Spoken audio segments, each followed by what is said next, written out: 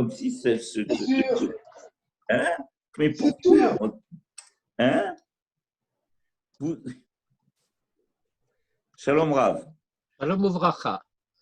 J'ai dit à nos amis que votre cours de mercredi était exceptionnel et qui m'a permis de remonter à la surface toutes sortes de souvenirs anciens qui étaient les miens en ce qui concerne la bracha qui est préalable à la mitzvah et la bracha que j'ai obtenue et qui m'a permis de rester ce que j'étais non pas, et de ne pas m'assimiler.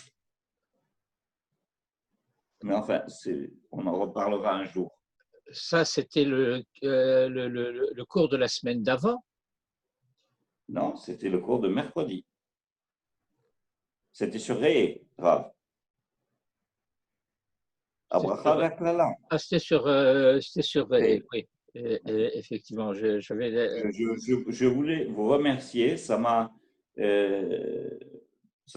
vraiment, j'ai compris certaines choses que j'ai vécues sans y avoir donné, y attaché. Non, j'y ai toujours y attaché d'importance, mais vraiment, c'était très important. Il y a juste une chose, si je peux me permettre de vous poser une question, Rav, mais j'ai pas je vais prendre un livre d'abord. Je vais prendre un livre. C'est le problème de, lorsque vous avez parlé de, il n'y a pas, en quelque sorte, dans ce texte du début de Ré, d'obligation de respecter la mitzvah, a priori. Bon, Je préfère prendre le livre, une seconde. Oui, oui.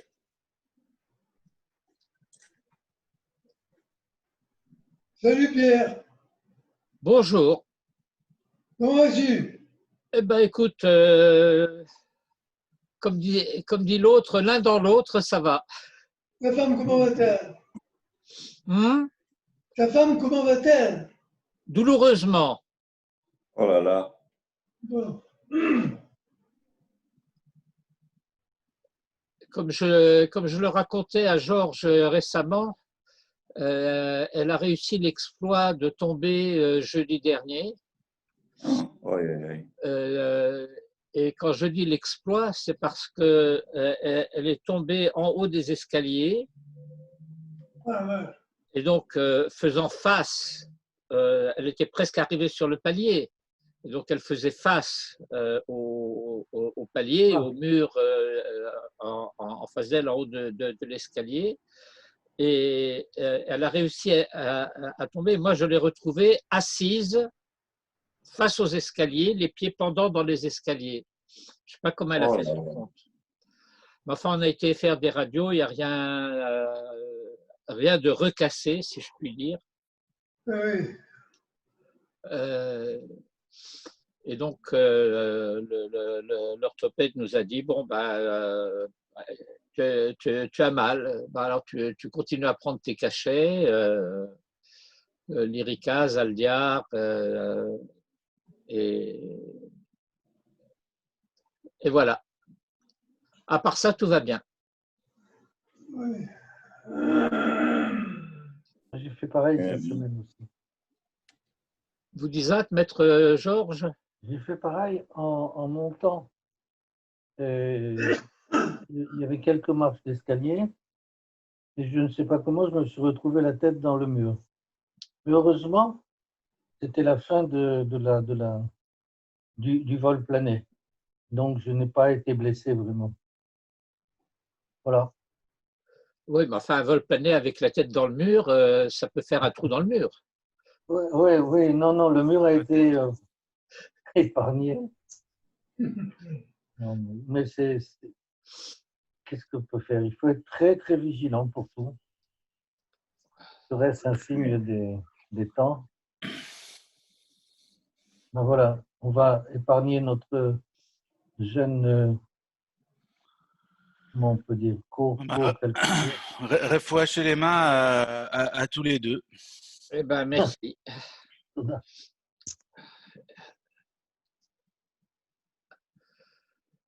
Alors, maître Jean-Charles, Oui.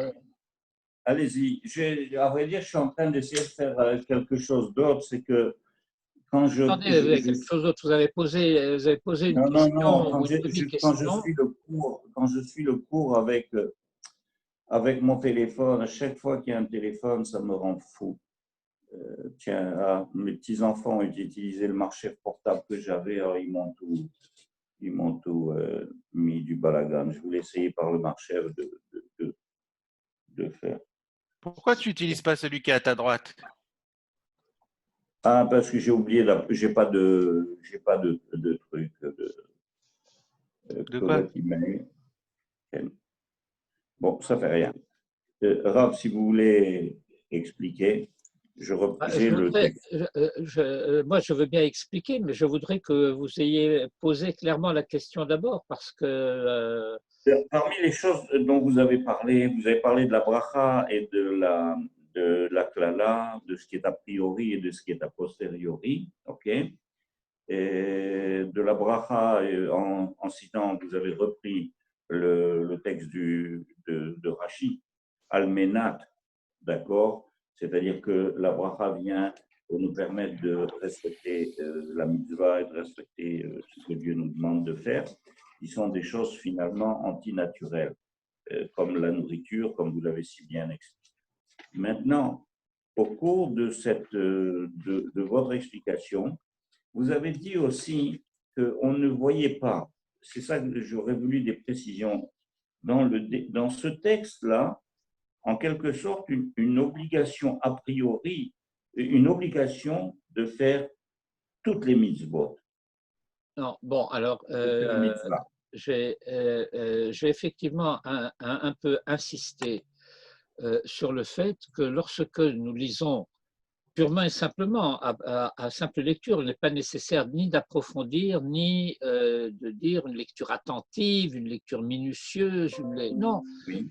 la simple lecture du texte fait apparaître que le texte ne parle pas de la pratique des mitzvot. Il n'est pas écrit, par Oui, exemple, oui, c'est vrai, c'est ça. Ta'asu. Le texte de la Torah, aussi bien dans le cas de la bracha que dans le cas de la klala, parle d'écouter, de l'ishmoa. Exact. En plus de cela, la forme syntaxique fait que ce qui suit n'est pas complément d'objet, c'est-à-dire écouter quoi, écouter cela, mais l'ishmoa, elle. L'ishmoa, elle, c'est pourquoi j'ai dit que pour permettre de retrouver cette forme en français, je traduisais au lieu d'écouter par prêter l'oreille à ces mitzvot que Hachem ton Dieu, aux mitzvot d'Hachem ton Dieu que je te prescris aujourd'hui, puisque c'est Moshe qui parle. Et donc, qu'il s'agit de comprendre que ce dont le verset parle, c'est d'une attitude de la personne, d'une volonté, d'un désir, d'être tendue vers cette réalisation, mais elle ne parle pas de la réalisation. Elle ne dit pas, si tu as accompli toutes les mitzvot, alors tu seras béni. Étant donné que la bracha est a priori, ça veut dire que le verset dit et ha-bracha le ma'an tishmeu, et que Rashi souligne almenat asher tishmeu, ce qui veut dire afin que vous entendiez. Et donc, si la bracha, c'est afin que vous entendiez, ça ne peut pas être traduit afin que vous ayez entendu. Ce qui mène à comprendre que le verset nous dit qu'il y a une dissymétrie absolue entre bracha et klala dans ces versets, et de comprendre que la bracha n'est pas la récompense de la pratique des mitzvot, que la bracha est donnée a priori afin de rendre possible cette gageure et ce défi qu'est une vie d'après les mitzvot de la Torah. Parce que de la même manière que si on prend au sérieux la notion de révélation, que la Torah n'appartient pas à ce monde, et si elle n'appartient pas à ce monde, c'est parce que la Torah nous parle à partir d'un monde autre. Et nous apprenons, par ailleurs, et Manitou a beaucoup insisté souvent sur cet aspect des choses, que monter, par exemple à propos de Moshe, Alita la Marom, Vayal Moshe Alahar, etc., monter pour recevoir la Torah, ça veut dire qu'il s'agit de recevoir dans ce monde-ci une Torah qui vient de l'avenir. Et la Torah vient de l'avenir parce que la Torah nous parle de Olam Haba. Quand je dis qu'elle nous parle de Olam Haba, je veux dire que c'est du Olam Haba qu'elle nous parle, c'est depuis là-bas qu'elle nous parle, et elle nous appelle pour y aller. Et par conséquent, on comprend que rien de ce que la Torah dit ne peut être considéré comme allant de soi, comme étant éminemment a priori compréhensible. Au contraire, c'est que toute la Torah est a priori incompréhensible.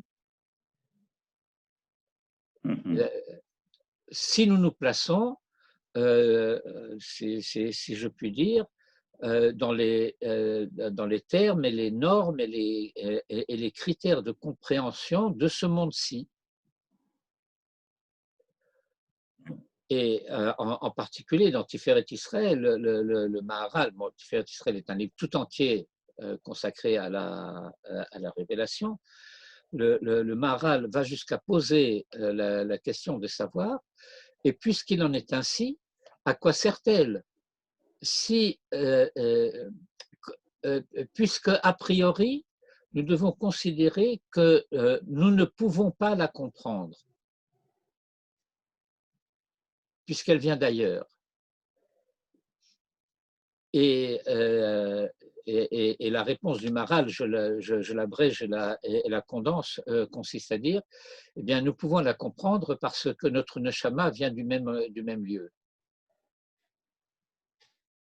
Ce que le Maharal explique, en particulier dans le Midrash de la Gemara, à la fin de Masechet Shabbat, page 88, où Moïse est décrit comme montant au ciel et les anges se récrient « Qu'est-ce que ce fils de femme vient faire parmi nous ?» Fils de femme étant supposé être dans la bouche des anges une expression péjorative. Ce n'est pas un Ben Adam, c'est un Yeludisha. Et Dieu dit à Moïse, eh ben, réponds-leur. Et Moïse dit, j'ai peur qu'ils me brûlent avec le souffle de leur bouche. Alors Dieu lui dit, tiens-toi au trône de ma gloire et réponds-leur. Achos bekise kevodi. Et le Maharal explique, eh bien, c'est que se saisir, se tenir, s'agripper au trône de la gloire, cela signifie se situer en un lieu qui est supérieur à celui des anges. Et que l'intention est de dire par son corps, Yeludisha, et c'est à cela que les anges voudraient le réduire à n'être que son corps. Et Dieu lui dit, mais toi, tu vas leur parler à partir de ta neshama, puisque le kissé de gloire, c'est le socle des neshamot. Les neshamot constituent le socle du trône de gloire. Et par ta neshama, tu es supérieur aux anges. Alors parle-leur du lieu de ta supériorité par rapport à eux, et ainsi tu deviens par rapport à eux invulnérables. Et donc, le gouffre, le corps, participe du monde de la nature. mais la neshama est supérieure au monde de la nature. Et ceci, pour reprendre un aspect de la discussion de la semaine dernière, est indépendant de ce que je crois ou de ce que je crois croire ou de ce que je crois savoir ou de ce que je crois ne pas croire. Et donc, c'est de ce lieu aussi, à partir de ce lieu, que parle le Rav Kook pour dire que entre, si je peux dire, que un manque de communication entre la conscience et l'âme, entre la toda'a et la neshama, entre ce que je comprends de la réalité dans laquelle je vis et dans l'existence concrète et le sens de cette existence, il peut y avoir un hiatus qui se crée pour différentes raisons et qui provoque toutes ces choses que l'on pourrait résumer par la formule hegelienne du malheur de la conscience. Toujours est-il que donc la tâche à laquelle les avot, les patriarches, invitent leurs descendants est une tâche surhumaine du point de vue du monde de la nature. Et c'est en cela, comme vous le rappeliez, que je disais que les mitzvot sont surnaturelles. Elles nous introduisent à une dimension du monde qui est au-dessus de la nature, bien que reliée à elle. Et donc, comme je l'ai expliqué dans le cours précédent de dimanche, dans le cours en hébreu, que c'est cela que vise précisément la tfila.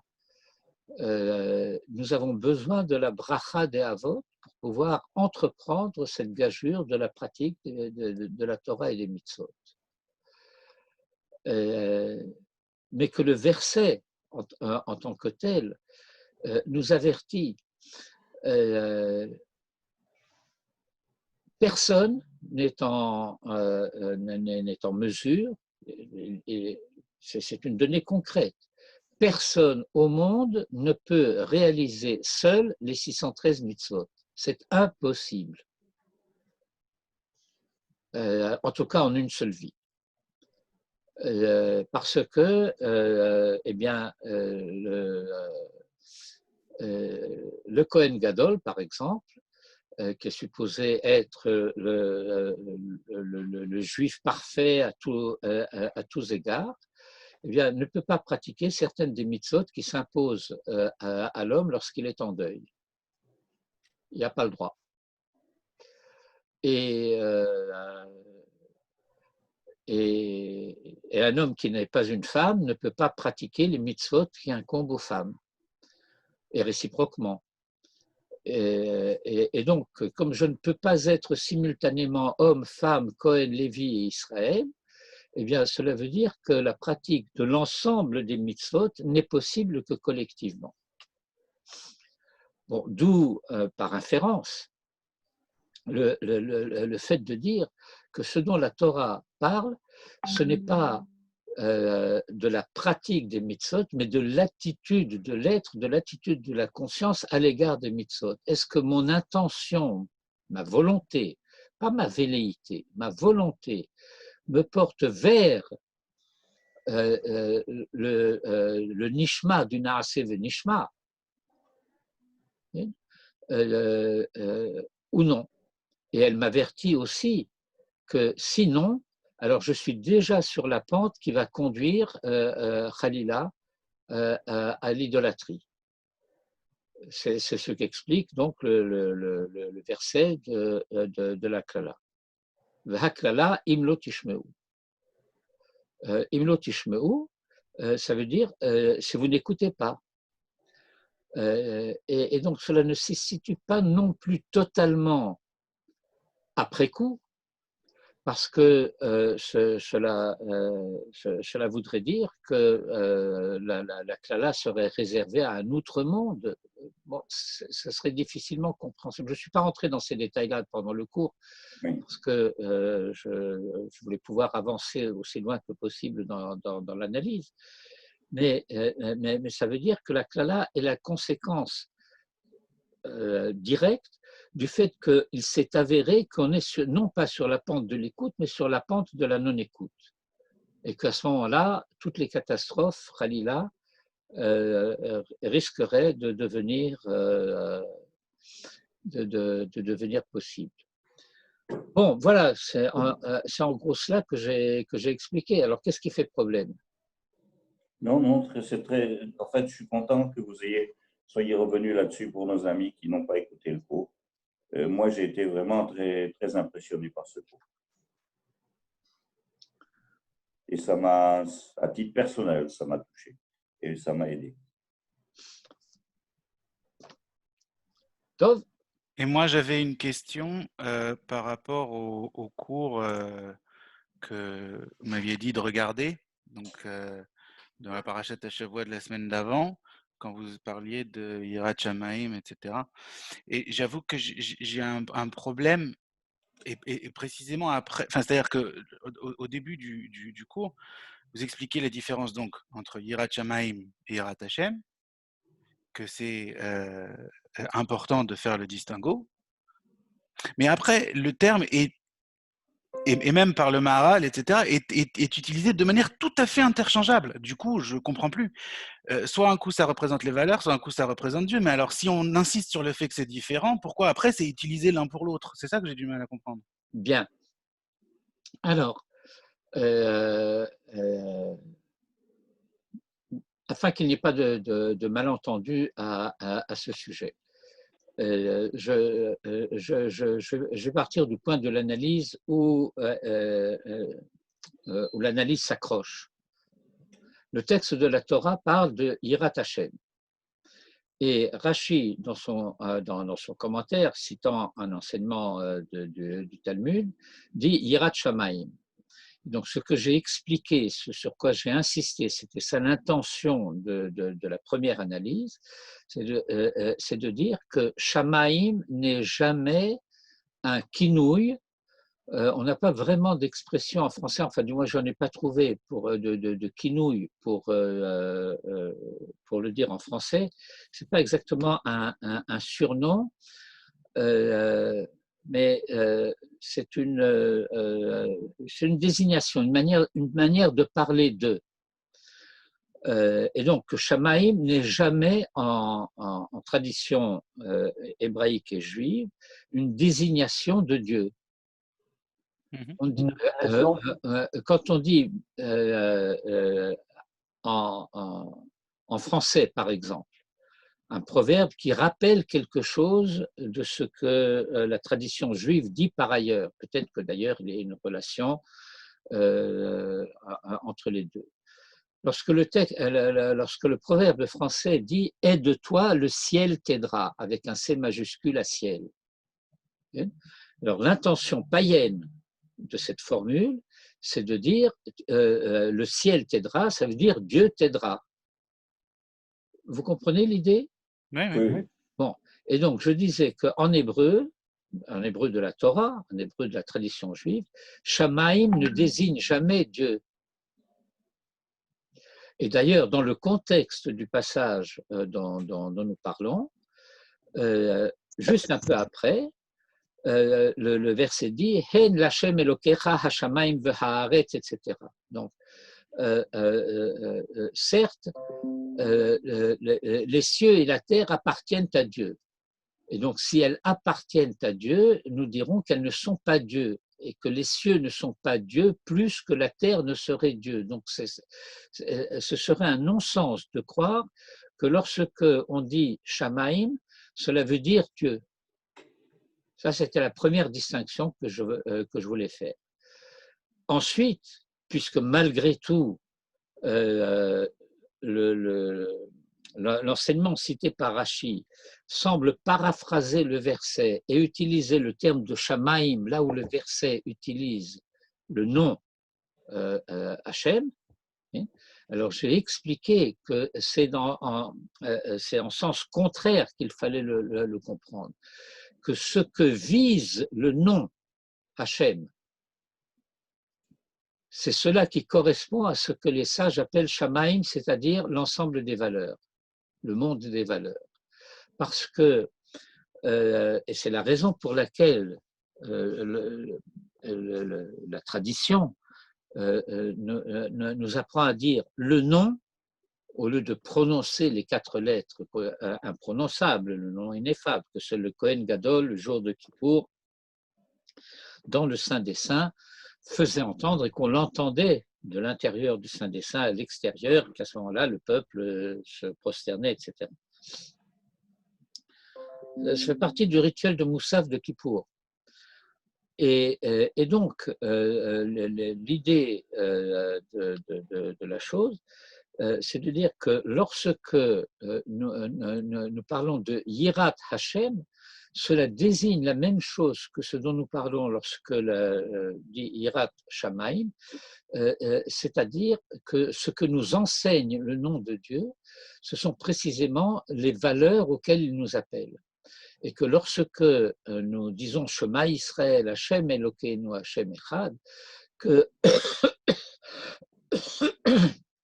ce que nous sommes appelés à réaliser au double sens du mot de réaliser, c'est-à-dire à comprendre et à faire que cette vérité devienne réalité, c'est à unifier ce monde des valeurs qui, en tant que tel, par rapport à nous, dans notre monde à nous, sont non seulement différentes les unes des autres, mais divergentes, voire contradictoires. Dans notre monde, la charité et la justice ne sont pas compatibles. Je me souviens de la manière dont j'ai appris cela la première fois. Je crois que j'étais élève à Yavne à cette époque-là. C'était donc en 1900, à l'année scolaire 62-63. Et c'était avant-hier. Où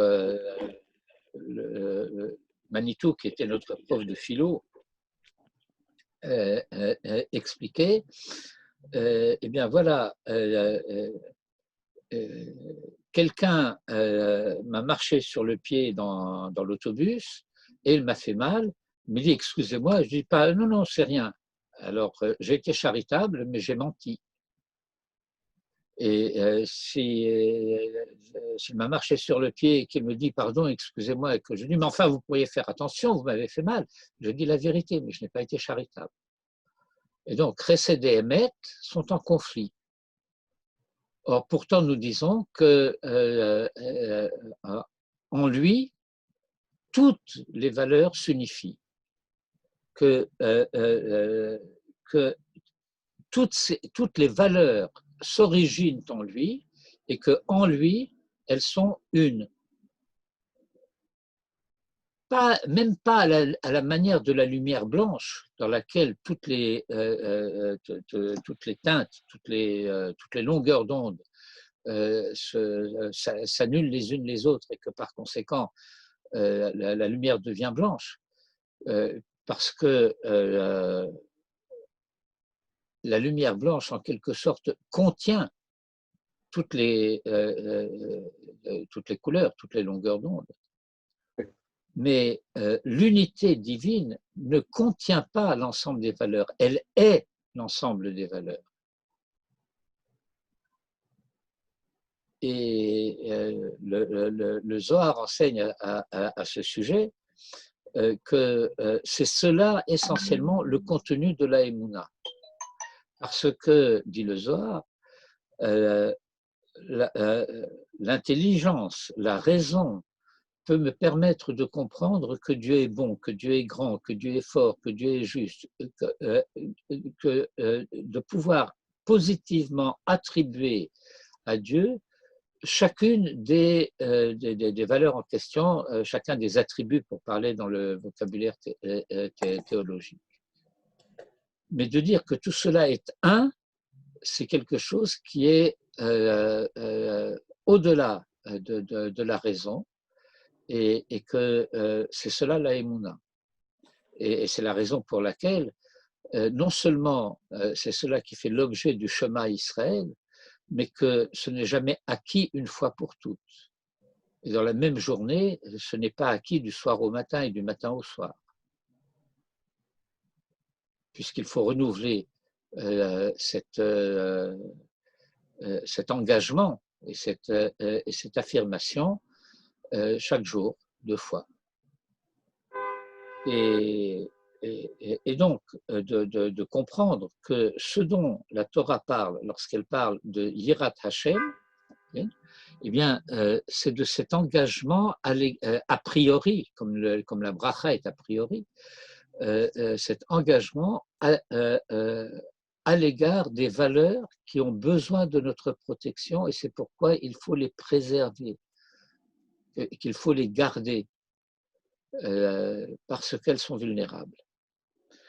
Et de comprendre par conséquent que le discours de la Torah n'est pas du tout un discours de nature théologique, et que lorsque nous traduisons ces noms divins par Dieu, eh ben, ce sont des facilités trompeuses, parce que en réalité, ce que la Torah vient nous dire, c'est que eh bien,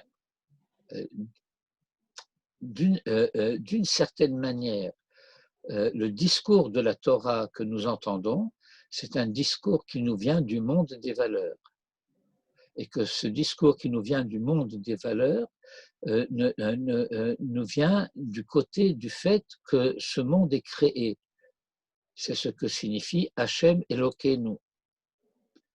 Lui, notre créateur. Puisque Elohim, le seul sens positif que nous pouvons avoir de la signification de ce nom, c'est que c'est celui dont la Torah nous dit qu'il est le créateur du monde. Bereshit, bara, Elohim, et Hashamayim, et haaretz. Et dans un raccourci d'un cours qui a duré plusieurs semaines, de comprendre qu'en pensée religieuse, et donc en pensée gréco-latine, Dieu serait le sujet premier du verset, ça serait le premier mot du verset. Alors que dans la Torah, c'est le troisième mot. C'est-à-dire comme si la préséance n'était pas attribuée à Dieu, mais que dans la traduction des Septante, le Talmud insiste là-dessus, que pour les Grecs, on n'a pas traduit qu'au commencement créa Dieu, parce qu'en mentalité grecque, ils auraient pu croire que le commencement était une super divinité qui avait créé une infra-divinité, que Bereshit aurait créé Elohim. Et donc, dans la traduction des Septante, on inverse, on dit Elohim, bara Bereshit et Hashemayim ve'et haaretz. Analyse à faire en détail. Mais donc, cela veut dire que du point de vue de la mentalité à laquelle la Torah nous invite, c'est-à-dire celle qui est le monde spirituel des Hébreux, c'est qu'il faut avoir compris la notion de commencement pour pouvoir comprendre la notion de création absolue, radicale, et qu'il faut avoir compris la notion de commencement absolu et radical pour pouvoir commencer à comprendre de quoi on parle lorsqu'on parle de Dieu. Bereshit avant Bara et Bara avant Elohim. Et donc, lorsque nous disons Hachem Elokeinu, eh bien, c'est ça que cela veut dire. C'est que ce monde des valeurs nous concerne parce que ce discours nous vient depuis celui qui a été le créateur du monde et par conséquent de nous. Pour préciser, ça éclaire beaucoup, mais pour préciser la question, je faisais référence au passage de Torah Tmima, quand vous citiez, donc ici, Rabbi Hanina, et donc qui cite Rabbi Shimon Bar Yochai, et qui dit que en gros, le Otsar de Dieu, c'est Yirat Shamaim. Il dit comme ça, Otsar shel Yirat Shamaim, chez Nehemar, je reprends le texte, Ve'aya nananana, Vadat Yirat Hashem I Otsaro. C'est exactement, ça veut dire C'est le même mot. Absolument. Donc là, il y a un signe égal entre les deux. Oui, mais Yirat Hashem et Yirat Shamaim. bien. Alors, si vous permettez, en termes mathématiques, il y a des égalités transitives et des égalités intransitives. Okay. Par exemple, en arithmétique, on va dire que 2 fois 5 est égal à 5 fois 2. Mais dans le monde de la réalité, si les nombres ne sont pas abstraits, 5 fois 2 cachets de Gardénal, ce n'est pas égal à 2 fois 5 cachets de Gardénal. Effectivement. Pas pareil. Bon. Et donc, une égalité n'est pas nécessairement une équivalence. Vous savez qu'en mathématiques, on distingue le signe égal avec 2 barres du signe égal ou équivalent avec 3 barres, qui veut dire identique. Je ne savais pas. Et donc, ce qu'il faut comprendre, c'est qu'il s'agit d'une égalité orientée.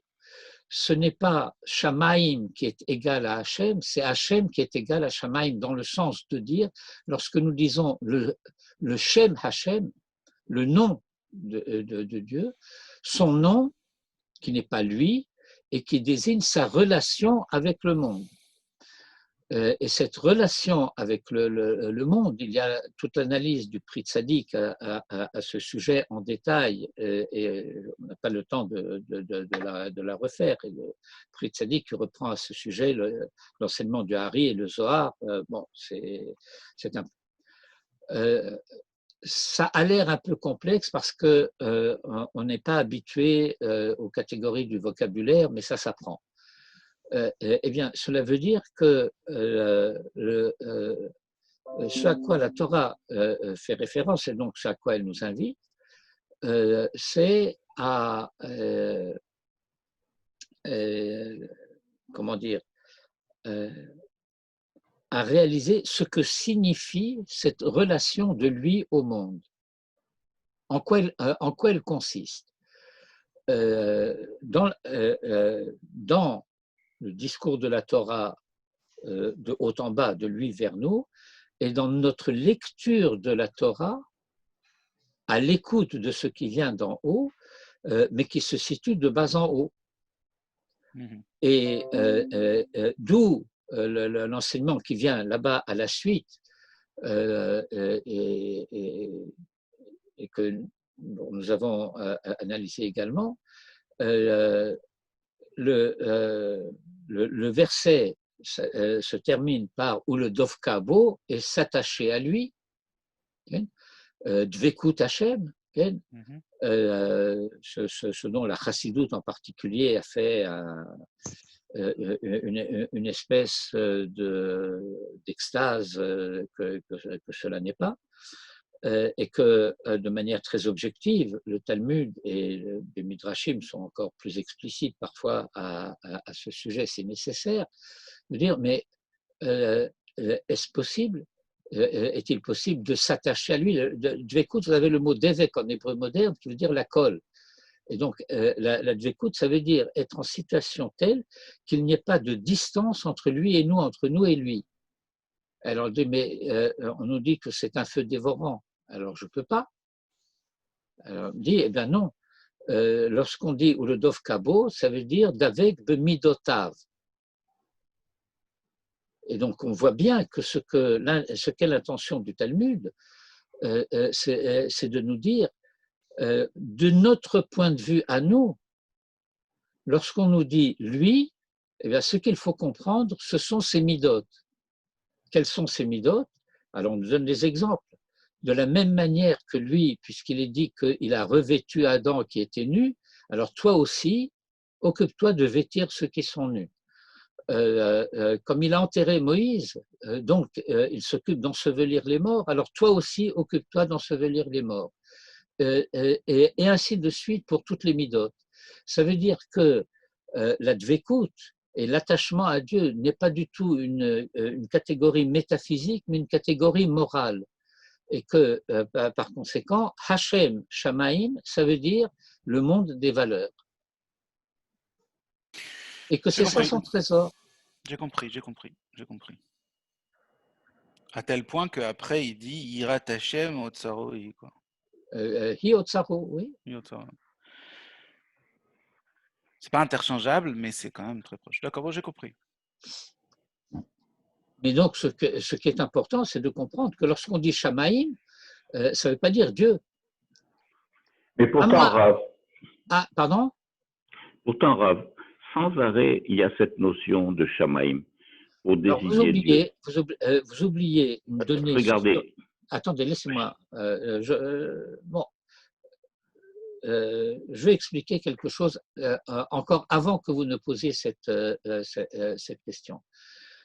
C'est que interfère ici une donnée sociolinguistique qui est le fait, et c'est aussi, nous sommes dans le sujet du texte du Rav Kook, à savoir la manière dont l'ignorance peut troubler la piété. Ouais, on peut avoir des gestes et des mots de piété sans se rendre compte qu'ils sont païens. Parce que l'intention n'est pas du tout païenne. ouais. Alors, le fait que certaines choses aient été oubliées, mais qu'on s'aperçoit qu'au-delà de l'oubli personnel et individuel, et voire le cas échéant collectif à certains égards, eh bien, il y a la rémanence de l'importance du sens qui est toujours là, qui fait qu'on y reste attaché. Et on y reste d'autant plus farouchement attaché qu'on comprend moins de ce dont il s'agit. Ouais. C'est le farouchement qui est important dans cette phrase. On s'aperçoit des difficultés en question lorsqu'on constate les résistances du public à entendre, je ne parle même pas encore d'accepter, mais à entendre ce que la tradition dit à ces sujets.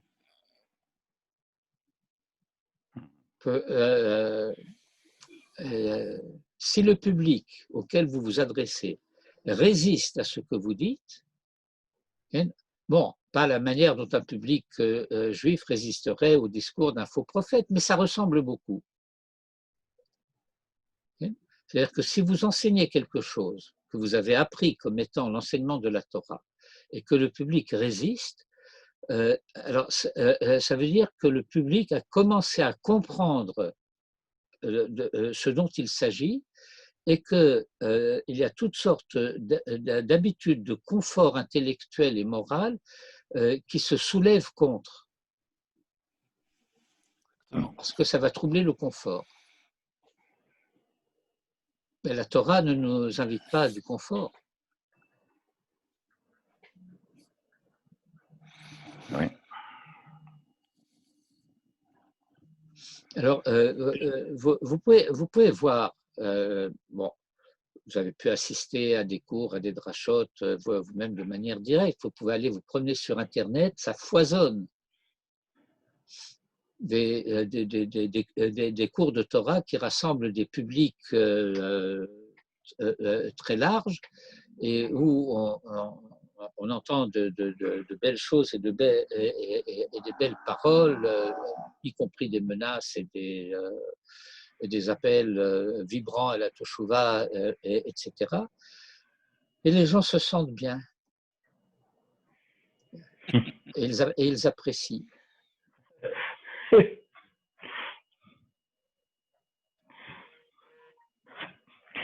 J'étais une fois à un enterrement, il y a quelqu'un qui décrivait tout ce qui allait se passer pour le mort. Ça m'a fait peur de mourir. Bah, écoutez, comme dit l'autre, vous connaissez cette histoire de quelqu'un à qui on demande qu'est-ce que tu voudrais que les gens disent à ton enterrement? Et alors le gars répond, regardez, il bouge.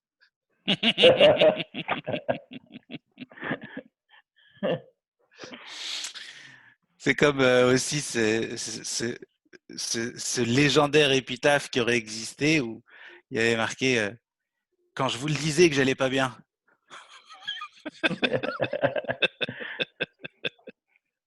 Bien, en fait, bah, d'abord, faire, comment dire, faire un discours de ce genre à un enterrement, c'est cruel. Oui, non, c'était avant l'enterrement. C'était dans la voiture qui nous conduisait au cimetière. Enfin. Ouais. Mais c'est cruel aussi. Oui. Non, il faut.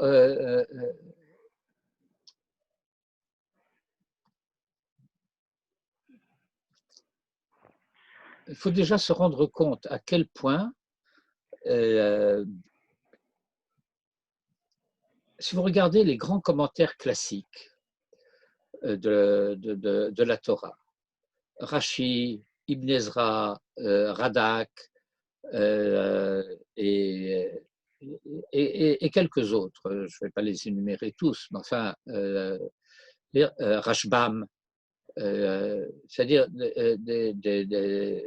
des commentateurs qui s'attachent d'une manière générale à l'explication du pshat du verset.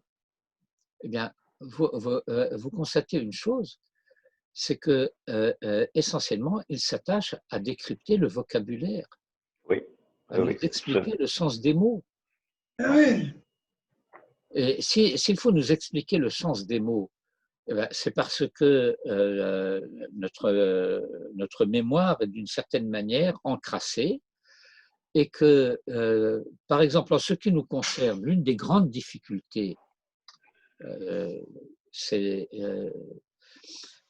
de comprendre les mots en hébreu, parce que lorsque nous les comprenons en français, alors sans en être nécessairement conscient, eh bien, les mots français véhiculent une mentalité culturelle grecque et spirituellement chrétienne à travers le grec et le latin, dont le français véhicule les étymologies. Oui. Et de manière d'autant plus, comment dire, intense que l'étymologie est oubliée ou inconnue. Mm-hmm. Oui, c'est sûr. Je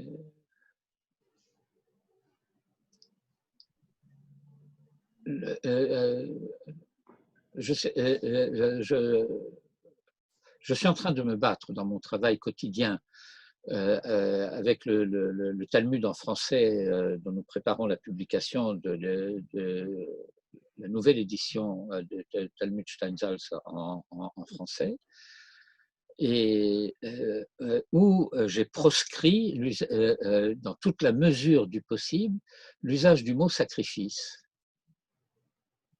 Mais au profit de quoi? Comment? De Korbanot? Au profit du mot alors, Korbanot? Non, alors si on pouvait garder le Talmud en hébreu, on n'aurait pas besoin de le traduire. et donc, ça serait préférable. Non, mais je préfère déjà offrande à sacrifice. Ah, d'accord.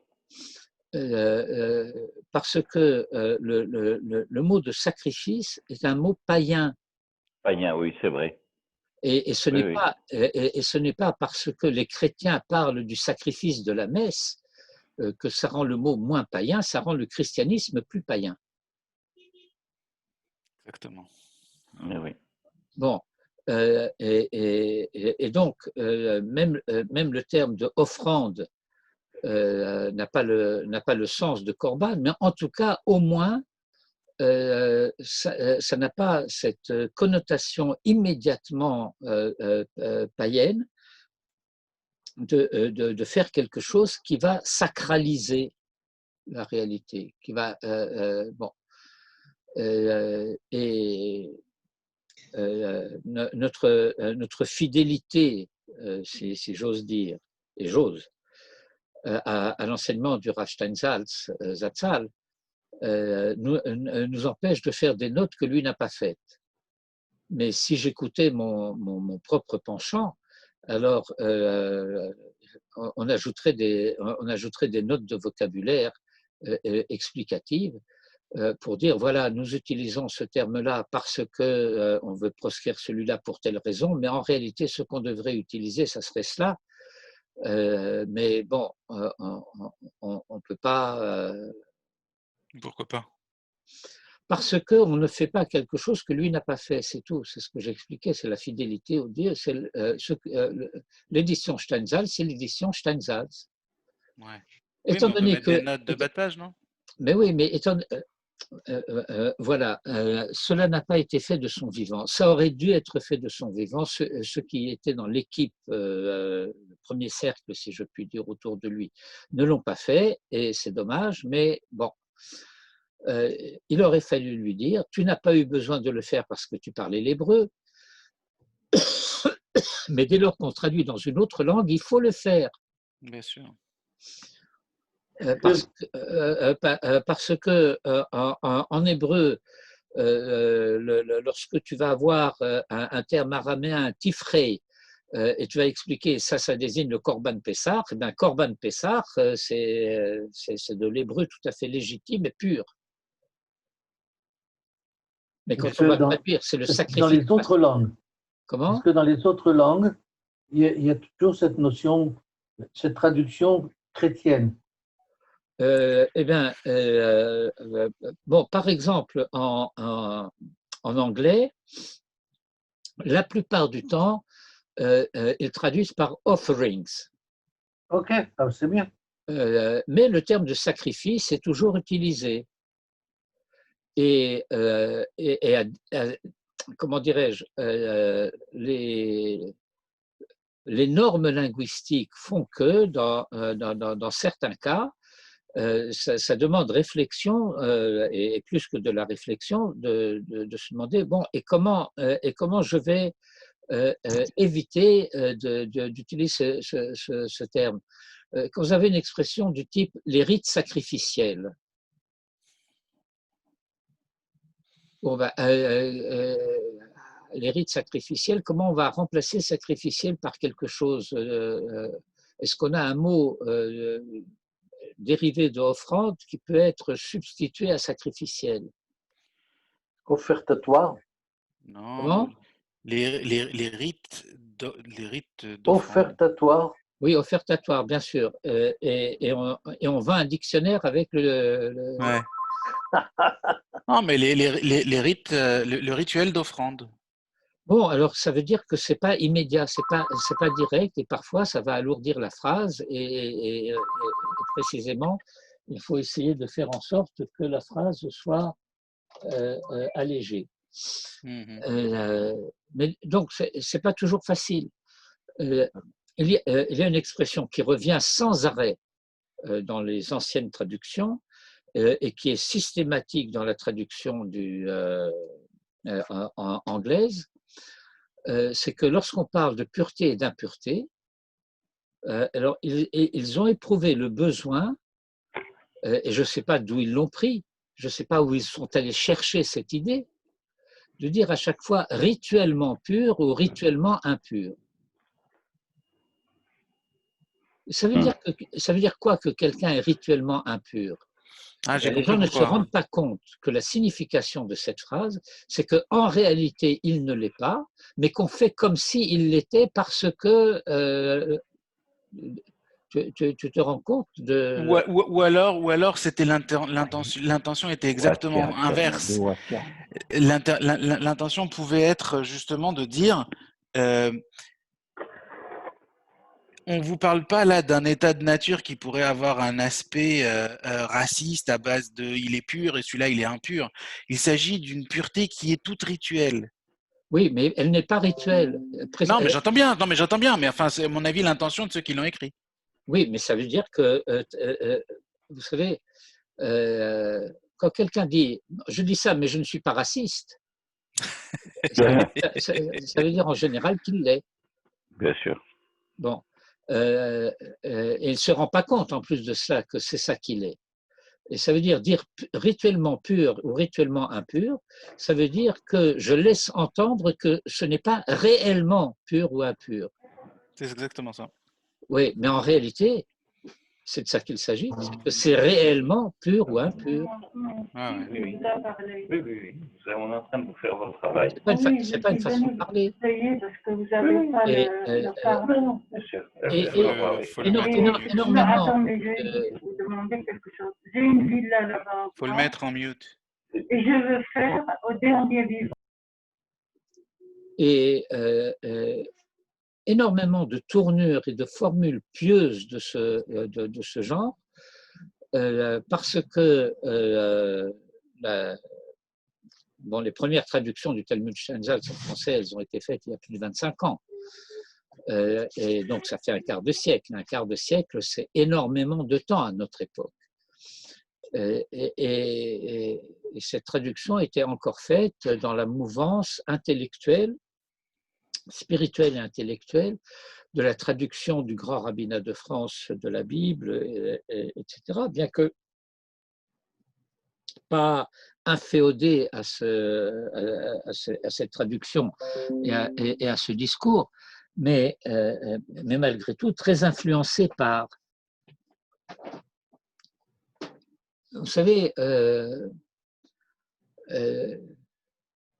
si vous connaissez un petit peu l'histoire de la communauté juive de France, le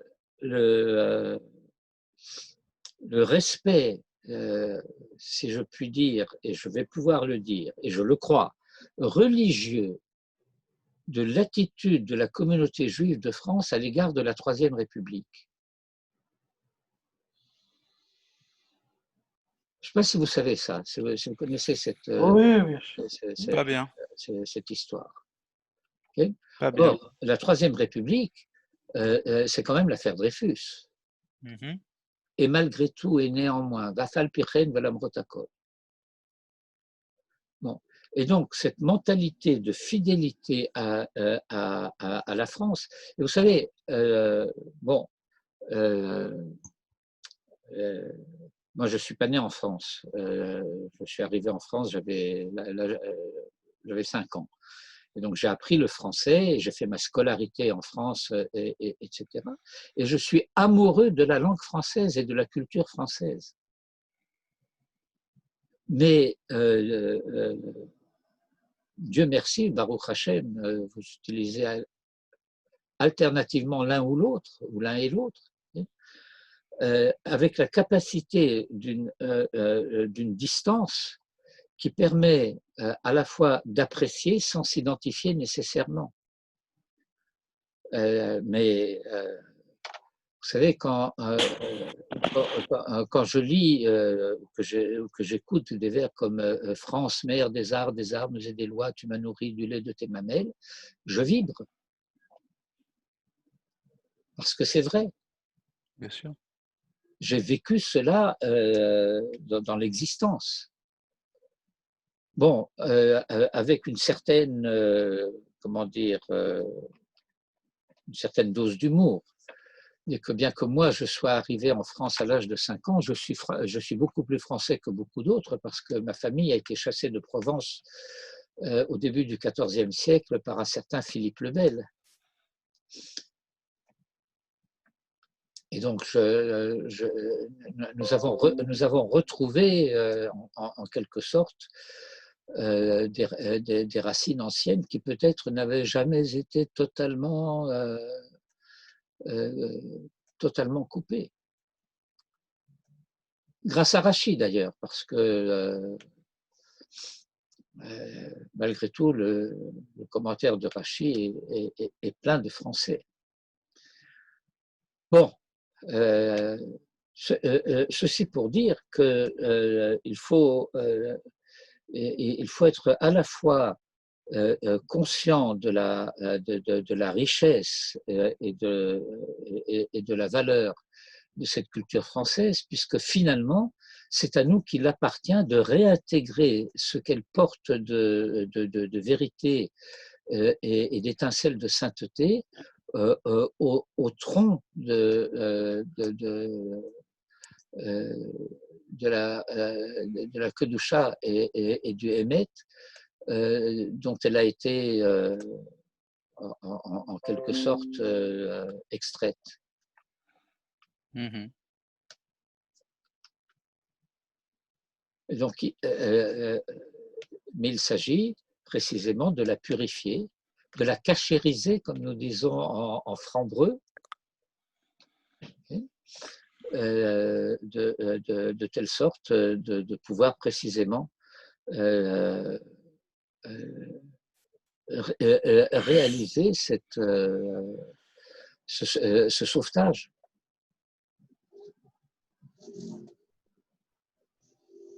Parce que sinon, ce qu'on risque de faire, c'est au lieu de sanctifier la langue française par sa traduction, par son usage dans la traduction du Talmud, Khalila, ça serait de paganiser le Talmud, ce qui serait une véritable catastrophe.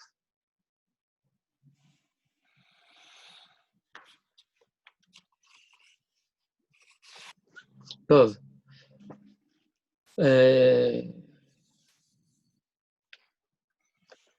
Autre question? Jean-Charles, il est en Jean-Charles, silence. il est en mute parce qu'il avait des apartés bruyants tout à l'heure. Non, non, ça va. Oui, maintenant ça va, mais tout à l'heure, on entendait tout ce qui se passait chez vous. Pourtant, je m'enferme. Enfin bon. Non, mais vous vous enfermez, mais ça n'empêche pas moins que les murs ont des oreilles, et que les oreilles... bon. Si c'est possible de dédier ce cours à ma belle-mère qui est morte comme aujourd'hui, Rachel, Batarav Jonathan Lilti et Kamra Lilti. Alors, vous l'avez dit. Voilà. Bon, puisque vous parlez de ça, moi, en ce qui me concerne, je vais aussi dédier le Zecher Avi Mori, qui est mort Rosh Chodesh Elul. Et donc, ce vendredi sera la Haskara. Et 1972. Ça va faire bientôt 50 ans. Oui. Oh, ah oui. Le mien est décédé en 1971. Un jour, je vous raconterai cette période. Ouais, tu te places face à ton micro, mais un peu trop haut, ce qui fait qu'on ne voit que le bas du visage. Et à partir du haut du nez et du front, on ne voyait plus. Enfin, il n'y a pas tellement à voir. Mais bon. Ah au contraire. Au contraire. Entre parenthèses, si je peux faire un commentaire là-dessus, puisqu'on en est à l'esthétique, il faudrait vous aussi que vous baissiez un petit peu votre caméra, parce que vous apparaissez dans le coin inférieur droit et pas en tout entier non plus. Voilà, encore un peu. Oui, et dans tous les cours, Raph, même dans les cours du... Là, c'est beaucoup mieux. Oui, Oui, même dans les cours du dimanche et du mercredi. Oui, je sais, mais parce que le micro est le même, enfin la caméra est la même, et je suis situé de la même manière, mais bon. Là, c'est très très bien. Là, vous êtes centré, c'est parfait. Je vais aussi déplacer un petit peu le fauteuil. C'est un tout petit peu moins confortable. Il faudrait que je déplace l'écran tout à l'heure. Bon, alors on va quand même prendre le texte. Oui. Quand même. Oui, ça fait longtemps qu'on ne l'a pas pratiqué, le texte. Exact.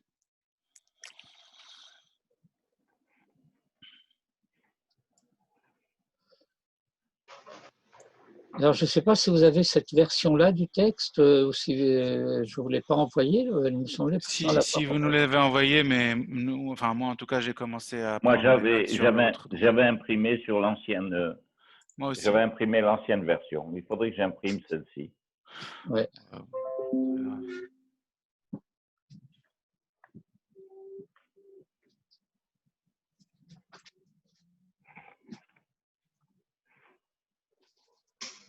Bien. Alors, nous avions commencé à étudier ce paragraphe.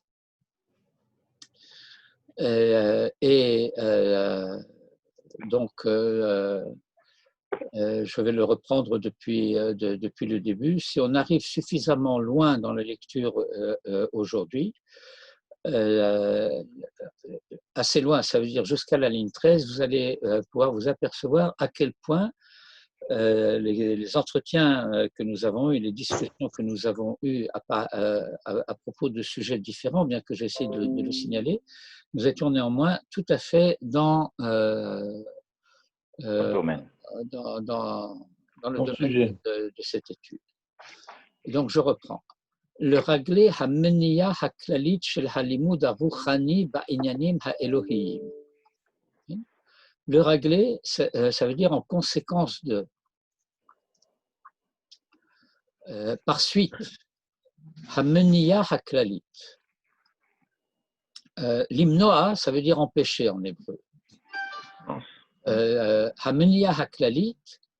Alors, il y aurait un double sens possible. Ça veut dire qu'il y a une abstention. Et que se poserait d'ailleurs la question de savoir si cette abstention, dans quelle mesure cette abstention est volontaire, c'est-à-dire spontanée, ou conséquence d'une contrainte, même si cette contrainte aujourd'hui n'existe plus comme telle. Mais ça veut dire que du point de vue historique, à partir d'un certain moment, on s'est empêché de. Et c'est devenu quelque chose qui a été assez général. Hamenia haklalit. C'est devenu le lot commun. Quoi? Le fait de ne pas étudier les sujets divins, Ba'inyanim ha-Elohim, okay, d'un point de vue méthodologique, limud ruchani. Donc, par suite de l'empêchement global de l'étude spirituelle concernant les sujets divins. Alors, ça veut dire quoi, limud ruchani? Est-ce qu'il ne suffisait pas de dire halimud ba'inyanim ha-Elohim? Que rajoute le terme de halimud ha-Ruchani? Bon, alors, il faudra peut-être une fois faire, comment dirais-je, l'analyse sémantique plus complète, mais l'intention, ça veut dire, étant donné qu'on a cessé d'étudier ces sujets concernant le divin à travers l'enseignement de la Kabbalah. C'est-à-dire qu'on s'est contenté en quelque sorte de l'étude même pas classique, mais d'une étude un peu terre à terre, une étude un peu théologico-philosophique.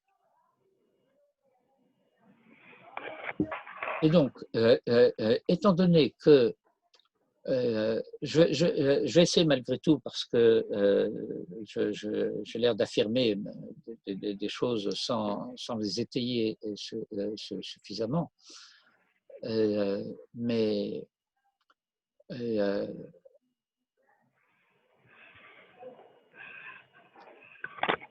précisément, je l'ai mentionné à plusieurs reprises, mais je réitère encore une fois cette idée. Nous utilisons par nécessité de langage des formules, des expressions, des mots qui appartiennent à la réalité physique de notre monde. ce qui veut dire que, en fait, d'une certaine manière, à travers le discours lui-même, les choses concernant le divin sont insérées dans un monde spatio-temporel. Parce que l'espace et le temps sont les coordonnées intellectuelles au sein desquelles nous fonctionnons. Or, ce qui est rouhani, spirituel, ça veut dire ce qui est indépendant de l'espace et du temps, ce qui est transcendant par rapport au temps et à l'espace. Et étant donné que nous sommes devenus en quelque sorte, non pas incapables, mais en tout cas inhabitués à étudier les choses du divin, il va falloir préciser de quoi il s'agit dans ces Inyanim Elohim. Au niveau authentique, où leur signification peut être entendue, doit être entendue, alors il s'ensuit que Holer Musa Gailohut Venersha. Alors la notion du divin, à Elohut, Holer, c'est une notion dynamique, ça veut dire va de plus en plus, Venershar s'obscurcit. Mais haine, faites attention de ne pas entendre cela comme s'il était écrit avec un aïn, parce que c'est un aleph. Ce n'est pas de la nature de, mais par manque de. Avoda. Avoda, c'est l'effort, c'est le travail. C'est aussi le culte lorsqu'il s'agit de la tfila, par exemple, ou de avodat Bet Hamikdash. Mais d'une avoda, d'un effort à la fois intellectuel, sikhlit, hergeshit et affective, metohara, purifié. C'est-à-dire qu'il y a un effort intellectuel et un investissement affectif. Mais précisément, ils ne sont pas purifiés. Parce que pour être purifié, il fallait qu'il y ait le limoud aruchani. Et donc, d'une part, nous avons une première constatation. Le raglé hameniya haklalit shel limud aruchani ba'inyanim ha'elohim, holer musag ha'elohut venershach, mais en, par manque de avoda sikhlit vehergeshit metohara. D'une part. Imze, et en même temps, הפחד החיצוני והאמונה הטבעית והשעבוד אל ההכנעה נשארים בלבבות רבים בתור השפעת ירושה מאותן התקופות שהדעה וההרגשה האלוהית הייתה מאירה בהן בעוזה עד שהייתה ראויה מצד גודלה לשעבד אליה את כל הנפשות. Longue phrase.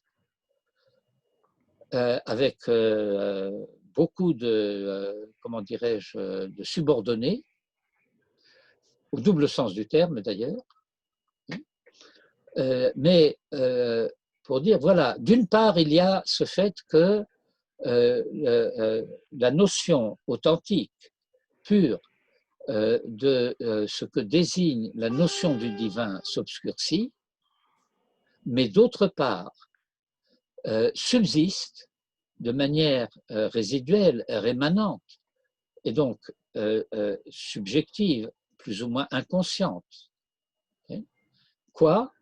Ha-pachad achitzoni. Et pachad est à utiliser ici de façon claire la peur, par opposition à ce qui sera dit plus loin, yir'a. Et donc de comprendre que pachad et yir'a, ce n'est pas du tout la même chose. Pachad, c'est pas loin, pour traduire de l'hébreu, de la peur panique ou de l'effroi.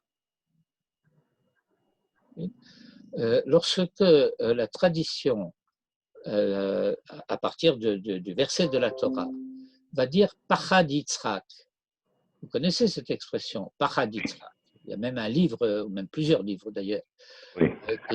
qui s'appellent comme ça, parce que très souvent, un auteur, un rave qui s'appelle Yitzhak va choisir pour le titre de son livre quelque chose qui est issu du discours de la Torah, et donc ça vient naturellement Pachad Yitzhak pour Yitzhak. Pachad Yitzhak, c'est ce par quoi Jacob va prêter serment. Pachad Yitzhak, comme tout à l'heure, on fait parler de Yirat Shamayim et de Hachem, c'est, si j'ose dire, je vais utiliser une périphrase, le Dieu dont Isaac a peur.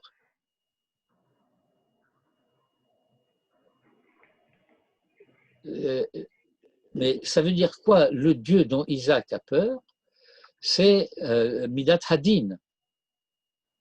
C'est-à-dire le fait d'être conscient d'une réalité qui fait que ce monde n'est pas un monde livré à lui-même, ce n'est pas non plus un monde dans lequel s'exerce uniquement la bonté divine, bien qu'elle s'y exerce abondamment, mais c'est aussi un monde qui est jugé, et Pachad Yitzhak pourrait se traduire par l'idée Yesh Din ve Yesh Dayan. Il y a une justice et il y a un juge. Pas seulement un juge et pas seulement une justice, parce que la justice n'est pas aveugle ou arbitraire, et pas seulement un juge sans que je sois à même de savoir. Vous vous rappelez Kafka, en vertu de quelle loi suis-je jugé? Il y a une justice et je peux la connaître. Il y a un juge avec lequel je vais pouvoir m'expliquer. Yesh din ve yesh dayan.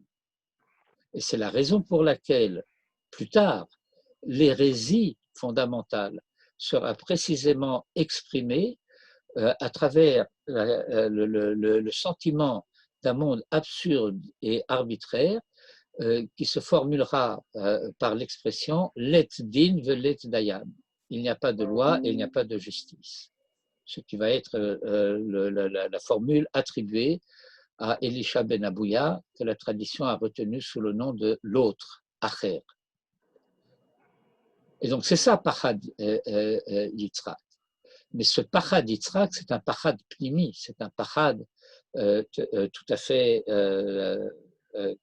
comment dirais-je, informé, une conscience claire de ce dont il s'agit. Mais de cela, il n'est resté qu'un Pachad Chitzoni. On a conservé le sentiment de la peur, mais ce sentiment de peur a été détaché des raisons de la peur. D'où une peur, si je puis dire, tout à fait peureuse. Imze, ha-pachad ha-chitzoni, cette peur, ha-emuna ha-tiv'it, et la foi naturelle.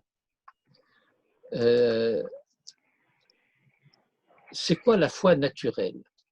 Bon, c'est la tendance naturelle de l'homme à croire. Mais cette tendance naturelle de l'homme à croire n'a pas nécessairement un objet qui serait un objet digne de cette foi. Et donc, ha-emuna ha-tiv'it pourrait se traduire ici par la crédulité naturelle. Il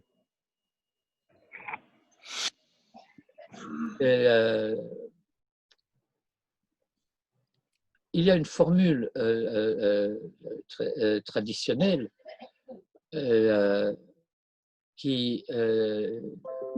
traditionnelle vraiment, que vous connaissez peut-être, je ne sais pas si vous l'avez déjà entendu, mais sinon entendez-la. Peti ma'amin le chol davar. Alors, Peti ma'amin le chol davar, ça veut dire le sot croit n'importe quoi.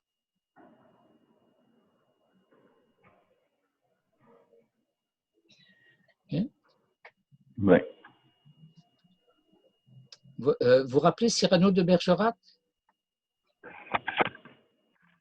Et de l'être, vous n'avez que les trois qui forment le mot sot.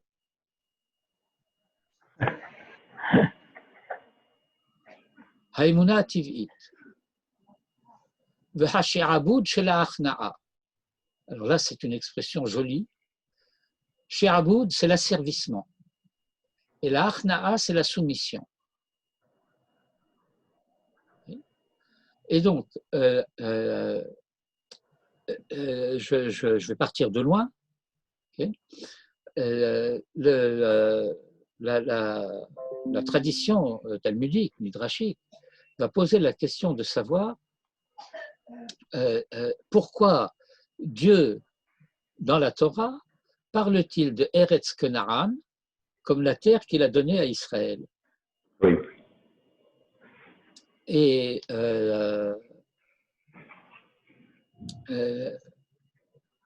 pourquoi donner à ce mot de Canaan une telle dignité de valeur, alors que les peuples qui habitent et qui ont conquis cette terre vont être voués, comme on dit en français, aux gémonies, à l'extermination.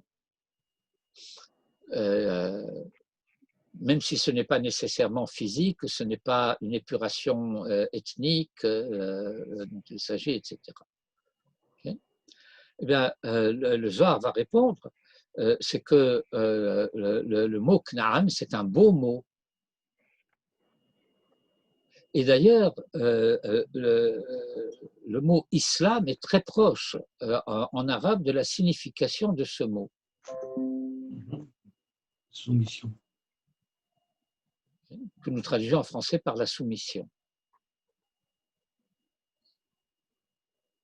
J'ai une petite question. Pourquoi vous dites que le fait que les Cananéens étaient voués aux gémonies, c'est pas une extermination ethnique, une purification ethnique, enfin, c'est clairement ça, non?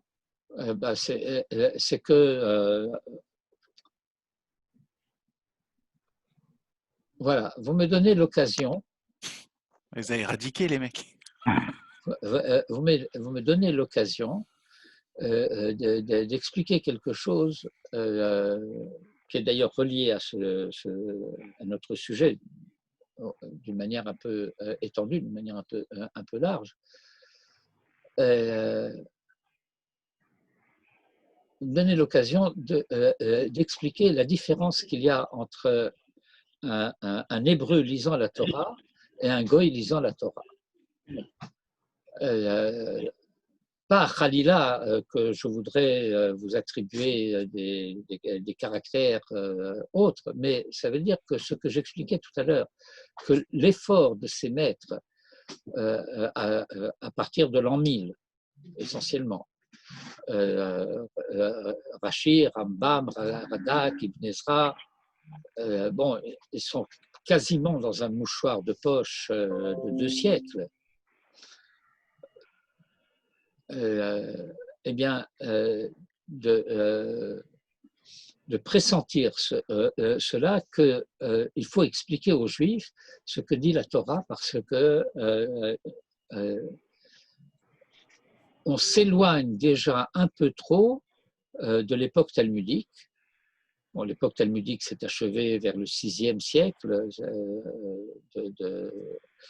et donc il y a presque un demi-millénaire maintenant, bientôt un demi-millénaire, si on est au XIIe siècle, bon, bah, c'est 11e, 12e siècle, et que la dispersion d'une part et le fait qu'on n'étudie pas assez, qu'on N' étudie pas assez, et que le sens hébreu juif de la sensibilité juive, de la lecture des textes, s'amenuise, s'effiloche, s'évanouit. Sûr. Et donc voilà, vous connaissez tous la loi du talion. La loi du talion, c'est œil pour œil, dent pour dent. Pied pour pied. Et tout le reste. Ça veut dire qu'on va prendre, si j'ose dire, le texte du verset au pied de la lettre et que le châtiment de quelqu'un qui, par accident ou parce qu'il y aurait une bagarre, aura crevé l'œil de son prochain, on va lui crever l'œil.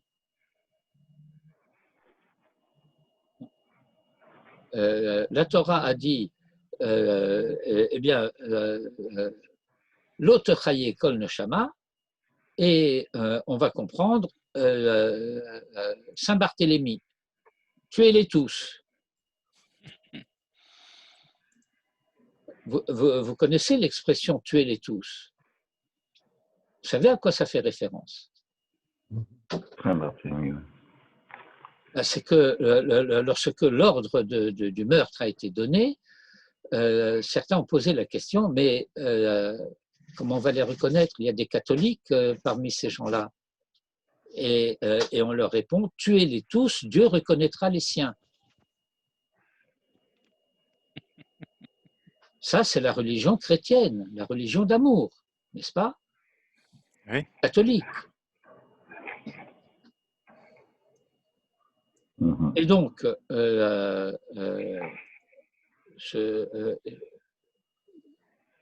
et nous sommes, à travers la culture et les habitudes culturelles de la diffusion et de la traduction de la Bible, à entendre les choses de cette manière, et donc à ne plus les entendre juivement. Parce que le juif qui entend Aïn Tachat Aïn, eh ben, il entend immédiatement que cela signifie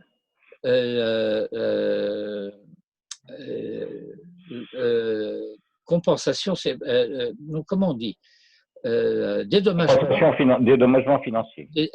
Dédommagement Réparation financière.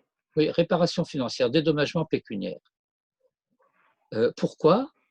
Eh bien, parce que crever l'œil de l'autre ne rendra pas l'œil de celui qui l'a perdu. Mais je dois le dédommager à la hauteur du dommage qui lui a été causé. Et par conséquent, eh bien, je dois comprendre que, par exemple, la main d'un peintre ou d'un sculpteur n'a pas la même valeur que la main d'un ouvrier.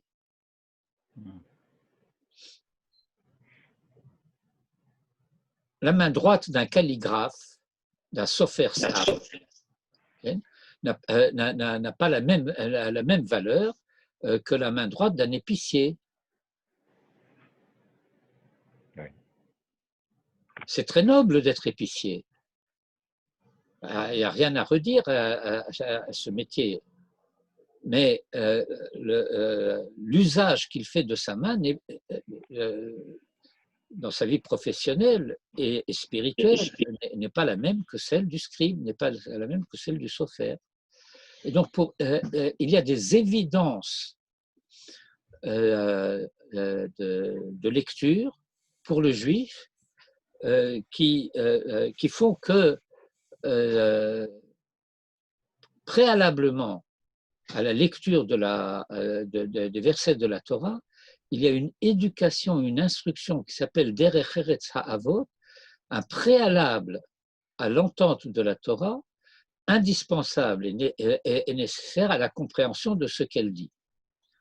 Et la compréhension de ce qu'elle dit est fondée sur, vous connaissez cette expression israélienne, Trushat Beten? Oui. Alors, Trushat Beten, c'est le sentiment viscéral de ce que cela ne peut pas vouloir dire, de telle sorte de pouvoir commencer à entendre ce que cela dit. Mais en tout cas, c'est évident pour moi que ça ne peut pas dire ça. Nous avons un enseignement traditionnel, et nous n'arriverons pas à la ligne 13. Nous avons un enseignement traditionnel qui nous dit qu'à une exception près, à un incident près, hein, la génération contemporaine de Josué a observé la Torah mieux que les générations qui ont vécu contemporaines de Moïse. Parce que du temps de Josué, aucune faute n'a été commise, sauf lors du début de la guerre où quelqu'un s'est approprié quelque chose du Kherem et que ça a provoqué… bon. Et donc, Israël a obéi à Josué et à la Torah comme cela n'avait pas été le cas à l'époque de Moïse. Vous comprenez l'idée? C'est un enseignement traditionnel, fondé sur des versets dans le livre de Josué, qu'on expliquait de cette manière. Or, le Talmud nous dit qu'au moment de la conquête d'Eretz Israël, à chaque fois qu'on se présentait devant une ville, et d'une manière générale, Josué dépêchait 3 missives. Ou si vous voulez d'une autre manière, c'était une déclaration qui était faite disant la chose suivante, que ceux qui veulent partir partent. Ça veut dire qu'il y a libre passage. Ceux qui veulent partir, eh bien, aucun mal ne leur sera fait. Et on nous dit qu'une des 7 peuplades cananéennes, le Girgashi, a effectivement quitté à ce moment-là Eretz Israël et qu'il a reçu en contrepartie une terre belle comme la sienne, c'est-à-dire la Tunisie. Non, l'Afrique du Nord. Oui, mais enfin la Tunisie en particulier. Ah bon. Oui. Et c'est la raison pour laquelle les Berbères étaient là-bas, et quand les Berbères ont retrouvé les Juifs, ils sont tombés dans les bras l'un de l'autre. Oui, c'est une autre histoire, ça. C'est une autre histoire, parfois douloureuse d'ailleurs, mais enfin, bref. Oui, mais une belle histoire. Oui. Et puis, donc, que ceux qui veulent partir, partent. Que ceux qui veulent rester, restent. Et il y a simplement 2 conditions à cela, qu'ils reconnaissent la souveraineté d'Israël sur sa terre et abandonnent l'idolâtrie. Donc, au prix de l'abandon de l'idolâtrie et de la reconnaissance du fait qu'Israël est chez lui sur sa terre et que par conséquent, il ne peut pas être question d'annexer des territoires qui m'appartiennent. J'ai eu récemment une brève échauffourée, enfin comme ça, vous savez, quand on tâte l'épée, c'est comme si on disait que les Français, après 14-18, avaient annexé l'Alsace et la Lorraine. Bon, ce qui est une idée stupide et ridicule. Or, en Alsace-Lorraine, et surtout en Alsace, il y avait des populations, disons, germaniques, comme les Sudètes en Tchécoslovaquie, le Anschluss de la Tchécoslovaquie. Ce n'était pas totalement, comment dire, abstrait et gratuit. Pourquoi ce territoire? Parce que c'était un territoire qui était de culture, voire de langue germanique, etc. Il y a, bon. Enfin, toujours est-il, reconnaissance du fait que de la légitimité de la souveraineté israélienne sur sa terre et abandon de l'idolâtrie. Ils avaient le droit de vote? Comment? Ils auraient eu le droit de vote? Dans les élections municipales, oui. Et pourquoi pas nationales? Parce que des étrangers ne vont pas déterminer le sort de la nation, purement et simplement. Donc ça reste des étrangers? Ben, bien entendu que ça reste des étrangers. La grande erreur de Ben Gurion en 48, ça a été précisément d'offrir, c'est-à-dire d'imposer la citoyenneté israélienne à des gens qui n'en voulaient pas, au nom d'idées de gauche fumeuses et parfaitement théoriques. Vous savez, je ne vais pas changer de sujet, mais l'un des graves défauts de certains idéologues, par ailleurs, qui étaient des géants à divers titres, c'est d'attribuer aux autres leurs propres sentiments. Lorsque Moshe Dayan a décidé de la politique des ponts ouverts, eh bien, après la guerre des 6 jours, il pensait que le brassage des populations, que le fait que les populations puissent se déplacer librement, traverser donc les ponts de Jordanie vers de la Trans à la Cisjordanie dans les deux sens, réunion des familles, allait permettre une normalisation des relations et que les Arabes se rendraient compte que les Juifs n'étaient pas des démons. Mais ce dont ils ne tenaient pas compte, c'est que dans la mentalité arabe, cette attitude était une attitude de faiblesse et que par conséquent, ce que les Juifs démontraient par cette manière de se conduire, c'est qu'ils n'étaient pas sûrs de leur légitimité. Il fallait par conséquent, comment dire, apprivoiser l'ennemi. Et s'il faut apprivoiser l'ennemi et non lui imposer ma présence, parce que ma présence est légitime et c'est comme ça, eh bien, ça veut dire que finalement, ce juif sioniste, il est sûr de rien. Vous savez, quand la population de Hebron a accueilli les Juifs avec des draps aux fenêtres et en présentant les clés de Maharat Marpella aux Juifs, je ne sais pas si vous vous rendez compte de la signification du geste. De la part de gens qui jusque-là permettaient aux Juifs d'accéder jusqu'à la 3e marche de l'escalier de Maharat Marpella et pas au-delà.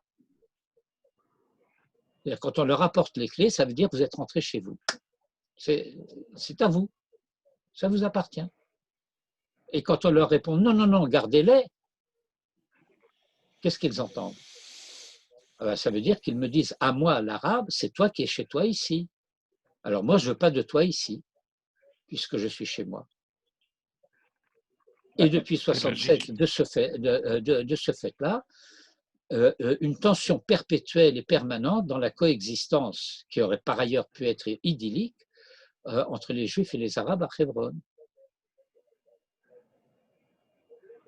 Ouais. Bon, et au Arabite, c'était pareil. Oui, oui. Pareil. Tout cela parce que mentalité culturelle occidentale totalement imperméable à la mentalité arabe.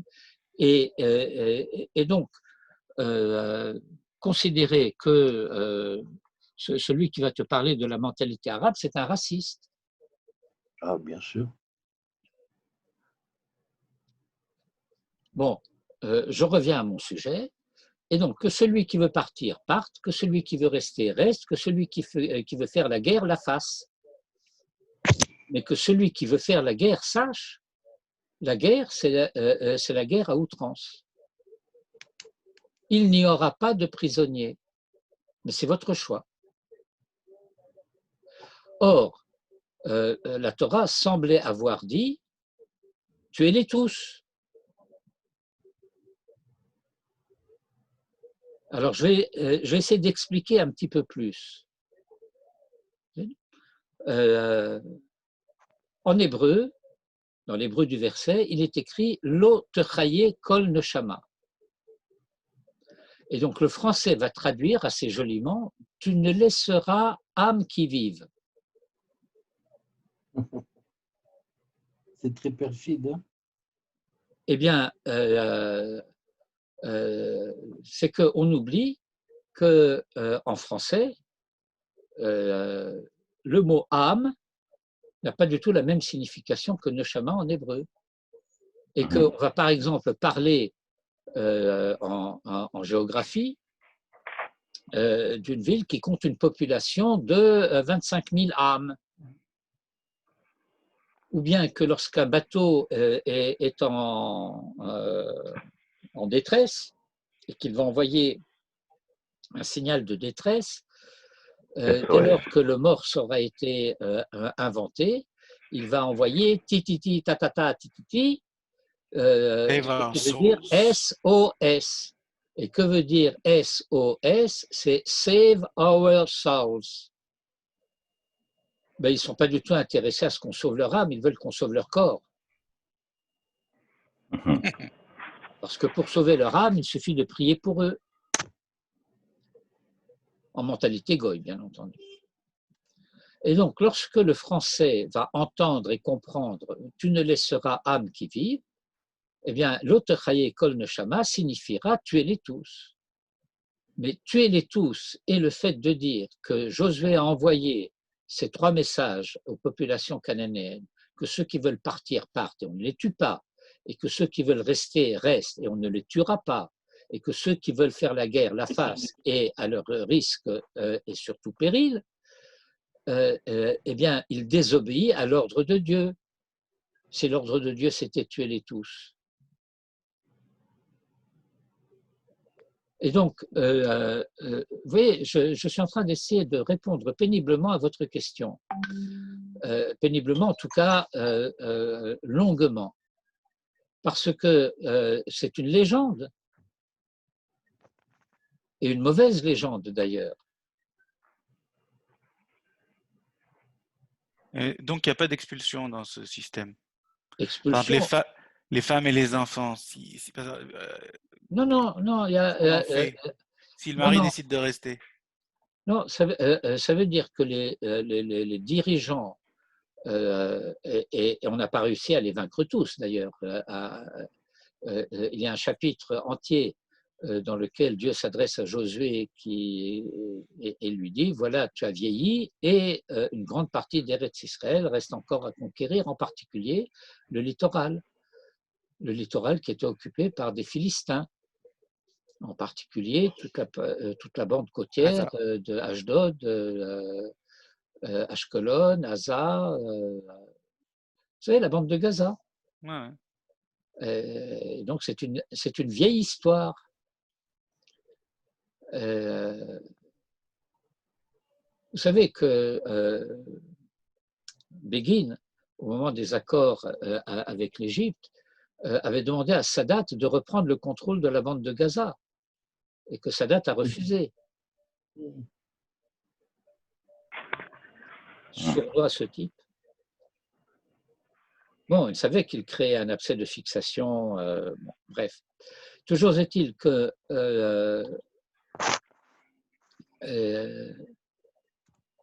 l'expression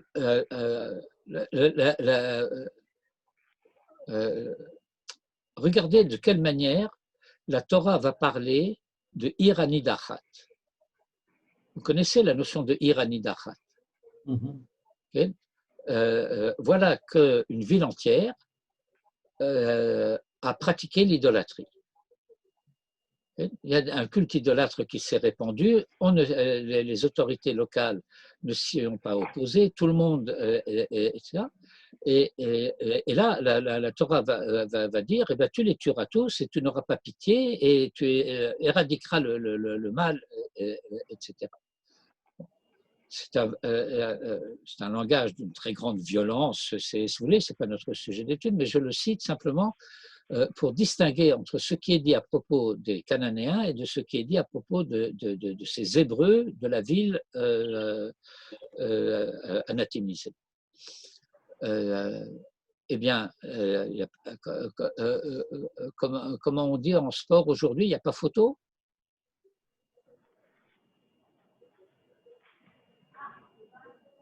Mais on s'est habitué à penser de cette manière.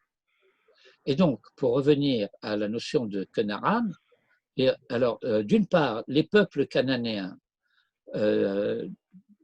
depuis les origines de la conquête cananéenne d'Eretz Israël, sont considérés comme des peuplades sauvages et idolâtres, etc., sauvages, idolâtres, immorales, etc. Et donc, c'est la raison pour laquelle elles sont condamnées. Mais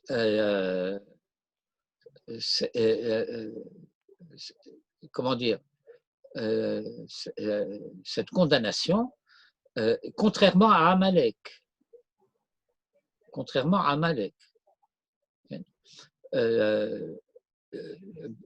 en ce qui concerne Amalek, c'est Timche et Zecher Amalek mitachat hashamayim. Là, c'est ni compromis, ni accord, ni alliance, ni quoi que ce soit avec Amalek. Mais avec les Cananéens, eh bien, trois possibilités. Il part, il reste en paix, ou il reste et veut faire la guerre. Alors on lui fait la guerre. Et c'est son choix. Et donc, cette notion de achna'a, je reviens à mon sujet, peut être une notion qui est en soi positive, mais lorsqu'on dit v'hashi'abud chez la achna'a, alors là, ça veut dire que cette achna'a est devenue aliénante. Et donc, de la même manière que le pachad achitzoni, ce n'est pas le pachad Yitzhak, le ha'emuna hativ'it, ce n'est pas la emuna tehora, et bien l'achna'a, ce n'est pas l'achna'a, c'est-à-dire la soumission volontaire au principe de la moralité, c'est quelque chose qui est de la nature d'une aliénation. Le ha'shi'abud shel ha'achna'a. Nish'arim bilvavot rabim demeure dans de nombreux cœurs, c'est-à-dire continue à habiter l'inconscient de beaucoup, en tant que betor hashpa'at yerusha meotan atkufot, d'une influence héritée de ces époques-là où shehadea ve'argasha ha'elohit haïta me'ira bahen le'uza, d'une époque où la connaissance, Dea, la Hargasha, ce qui fait, comment dire, écho à ce qui a été dit plus haut, Avoda Sikhlit Vehergeshit Tohara. Donc, est un héritage de cette époque-là où la connaissance, Dea, la Hargasha et le sentiment, donc ce qui est de l'ordre des affects, il ne faut pas confondre affect et passion. Ha-Elohit, Haïta Meira Bahen de Uza, luisait dans ces cœurs-là avec force. Ad Shehaïta, de telle sorte qu'elle était Reouya Mitzad Godla, qu'elle était digne par sa grandeur, le Sharabed Eleha, de lui asservir, et Kol Hanefashot, toutes les personnes. C'est-à-dire que là, il y a eu un temps où, et en ce temps-là, les choses étaient claires, pures, fortes, et puis voilà, ça s'est, comment dire, altéré. Altéré, ça veut dire c'est devenu autre. Et donc, il y a le sentiment subjectif hérité de cette époque-là qui est resté, sentiment subjectif tripartite, la peur, la foi, la soumission, mais cette fois non plus un objet qui en serait resté digne, mais un objet qui est devenu fumeux. Parce que Hamoussag Elohi Nershach.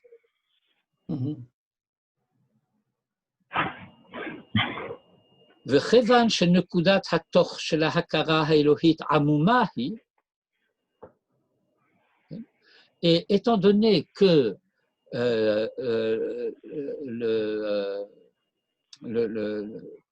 comment je veux dire, le point névralgique de la connaissance divine, de la connaissance ha'hakara ha'elohit, amuma hi, vous savez ce que c'est amum? Vous savez ce que c'est amum ou vous ne savez pas? Oui. Alors c'est quoi? troublé. Une surprise, Non. Et Bobby. Non. Non, un yamoum. Non, je suis Non, ça, concerné. avec un hey. Oui. Non, non, Comment? non. Hamoum, Je suis à Moum. double. Non, je suis consterné. Je ne sais Non, plus non, où j'en non, suis. non, non, Non, non, non. Hamoum, c'est le résultat de ce qu'on fait lorsque on voit les fenêtres lorsqu'il y a un raid aérien. Ça. Hein, pour, On opacifie. comment? On Opacifier. opacifie. Voilà. Et donc, parce que Nukudat Hator, le point névralgique de la connaissance divine, est opacifié, Amumahi, Hare Hamahut Haelohit Klula Behamon. Alors, la nature divine, elle est diffuse dans la foule, Vegamba Yechidim, et même chez les quelques-uns, les uniques, Hayechidim, Shehem Reuyim Lichiot le Meiré Derech Lachem, qui auraient été dignes de leur éclairer le chemin, eh bien, cette Mahut Haelohit est Klula Behamon, et donc, je reprends la phrase, n'est présente de manière diffuse chez tous, aussi bien dans la foule que chez les quelques-uns qui auraient été dignes de pouvoir éclairer la masse, elle n'est présente que Rak Betor Kohar Takif, que au titre d'une force brutale, Takif, Kohar Takif, ça veut dire d'une force qui s'impose avec brutalité. Chez En le Himmalet Mimenu, dont il est impossible de s'échapper, et qu'il est nécessaire, indispensable, de s'y soumettre. Voyez le sens de cette phrase. On ne sait plus de quoi on parle, mais on a encore un sentiment de quelque chose de quoi on parle. Qu'est-ce qui est resté de ce sentiment? C'est la toute-puissance divine. Alors, devant un Dieu tout-puissant, tout-sachant, la toute-puissance, l'omniscience, etc., c'est épouvantablement effrayant. S'il peut tout, ça veut dire qu'il fait tout. Et s'il voit tout, ça veut dire que je ne peux pas m'échapper. Vous vous rappelez, l'œil était dans la tombe et regardait Caïn? Eh bien, voilà ce qui est resté dans l'inconscient de la collectivité, y compris chez les rabbins, Otama Yechidim, etc., qui auraient dû pouvoir éclairer les autres. Pourquoi? Hameniya haklalit shel halimud haruchani ba'inyanim ha'elohim. On a cessé d'étudier au niveau où il fallait étudier, et par conséquent, plus personne ne sait de quoi il parle, mais on en a encore un vague souvenir d'un temps révolu où cela avait un sens. Mais qu'est-ce qui en est resté? C'est que Kevan shenekudat hator shel ha'akara elohit amumahi, hare ha'mahut ha'elohit klula behamon rag betor koach takif she'en le himalet mimenu vehechreachu l'ishtabed elav. Et tu pourrais croire qu'il y aurait un remède. Eh bien, il y a des rabbins. V'gam bayechidim shehem reuyim lichiot le meiré derech lahem. Vous voulez continuer? Non. Non, moi j'ai un moi, rendez-vous bientôt. moi aussi, j'ai un rendez-vous. Bon. Alors simplement, le début de la phrase suivante, lorsqu'on en vient à se soumettre au culte, au service divin, alpi hamatzava rekan hazeh, à partir de cette situation vide, ça veut dire qu'il va y avoir ici un désir sincère de servir Dieu, mais avec un contenu de ce dont il s'agit qui a été vidé, évidé de tout contenu positif, authentique, traditionnel, sachant de quoi il s'agit et concernant qu'est-ce que c'est la avoda, qu'est-ce que je fais et qui est celui devant qui, pour qui, envers qui je fais ce que je fais. Et ce matzav rekan, eh bien, il est dû à une image, shel tsiur ha'afel, afel, obscur, sombre, ha'male tohu vavohu, plein. Vous savez comment on traduit tohu vavohu en français? Tohu bohu. Oui. Il n'y a pas de traduction. Chez Mithave Bara'ayon, qui se constitue dans l'idée que chez Choshim al-Devar Elohim, lorsque on pense au sujet de Dieu, velo haskala ou velo Torah, sans formation, sans intelligence et sans Torah. Et ça veut dire que ces Yechidim dont il était question et tous ces gens qui étudient le Daf Yomi et qui lisent le Zohar du matin au soir, eh bien, s'ils n'ont pas eu la formation et l'information nécessaires pour comprendre de quoi il s'agit, alors ils sont le Lo Haskala ou le Lo Torah. Vous voyez la catastrophe? On l'a vu, cette catastrophe. Et là, Yira Tata'a Hanetuka Mimekora. Une crainte de bas niveau, Netuka, non seulement détachée, mais complètement déliée de sa source. Qu'est-ce que c'est sa source? Yira Illa'a. La Yira Illa'a dont nous avons parlé, de Yirat Hashem Hiotsaro. Tov, je vous libère. Chazak, chazak. חזק חזק וברוך. וברוך. להתראות, תודה. Leitraot. תודה. ביי ביי. Bye. ביי ביי. בהצלחה.